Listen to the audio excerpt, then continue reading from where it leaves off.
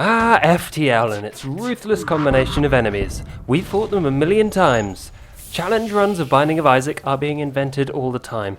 I don't think there's a second in the day when someone isn't streaming Spelunky. Whether it's Nuclear Throne or Rogue Legacy, lots of inventive things have been done with the tenets of Roguelike's procedural maps and permadeath. These departures from the original Rogue formula of top-down dungeon crawling are great because the most important and inventive parts of Rogue are being adapted and added to other genres. Roguelikes and lights and however you want to categorize them are the genre of the day for many people, and I've had a ton of fun with them. Games you can get tens or hundreds of hours of gameplay out of are great for your wallet and for something comfortable to come back to when you don't know what else to play. There's always something fresh. But how are the different parts of the genre being changed for the people who are playing them now and in the future? As an amazing video by Extra Credits points out, usability is the key to Roguelike's resurgence and popularity. You should go watch it, by the way, it's great. But wait, stay here for a while and let me show you cool ways in which people have made the games they love friendlier while being just as deadly. Let's start off with something everyone recognizes. Dwarf Fortress is a name you'll hear often when discussing roguelikes, and the purists aren't going to be happy about me saying this, but the game has been made easier via the Stonesense mod. Isometric graphics give you a literal new perspective on the game. From the original ASCII graphics to texture packs to this, adding isometric graphics goes a long way to improving the visual representation. The sheer amount of info presented to you gets easier to process because things are sprited, which means that you can tell what they are by looking at them instead of checking the game's text descriptions. But the most important feature is being able to see more than one Z level at a time. Height is difficult to represent in a 2D world, but from an isometric view not only does it look cool, but you can easily visualize the space you're building, fighting, and playing in. It even lets you use the mouse. For new players, this can help make the game less daunting. When you can understand what you're looking at, all you need to overcome after that is the controls. Between Dwarf Fortress and Spelunky, thematically, is Ultima Ratio Regum, or for short. It's an ambitious game which plans to more than just randomly create the maps, although it does do that. Look at Dwarf Fortress next to it, ooh, pretty. Beside ASCII, it has an expanded range of colours and characters to use. More than just look cool, it intertwines the graphics with its procedural generation. It's still in development, but the ultimate goal is to procedurally create family crests, national flags, weapons and symbols based on their histories and politics. These can then give you clues to the game's puzzles. I think this focus on graphics makes it more appealing to play and easier to understand than its predecessors. The game aims to explore cryptography, so there are several alphabets to learn and translate and piece together the clues so you can find the treasure, I guess? The idea of having unique worlds with mysteries to solve built into the fabric of their lore is very exciting. Now on to more actiony styles of games.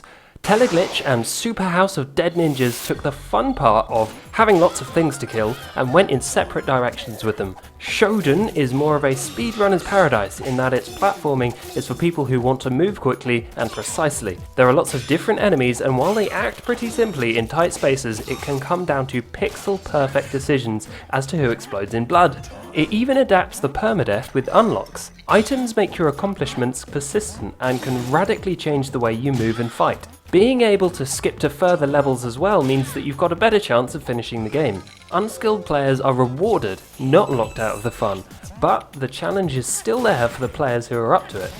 Horror is an almost perfect combination with roguelike because your character's life is so precious. They ain't coming back if aliens eat them, so the tension is there from the start, and things can only get worse. This is the main theme that Teleglitch plays on.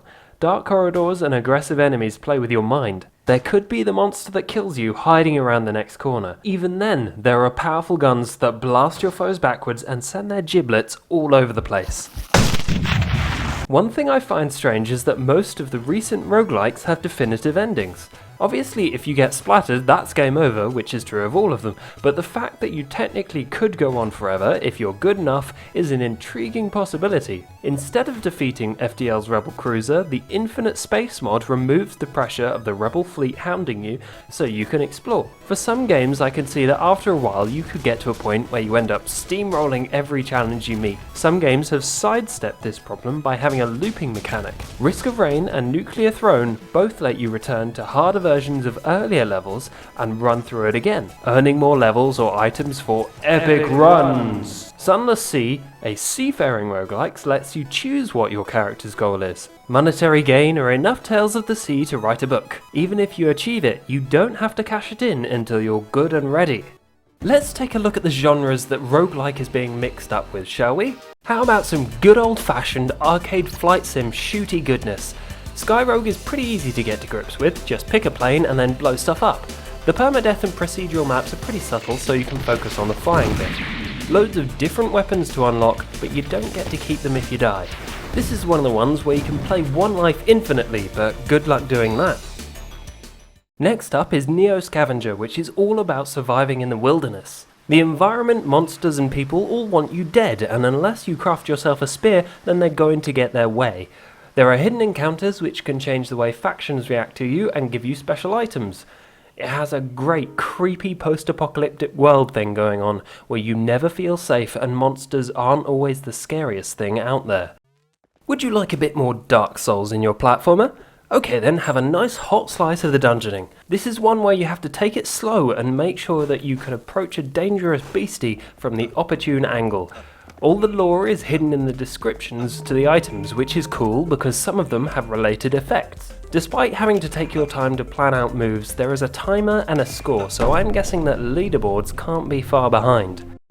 Heart and Slash is a third-person brawler, and like Isaac before it, it has lots of separate rooms with loot in that change up your abilities.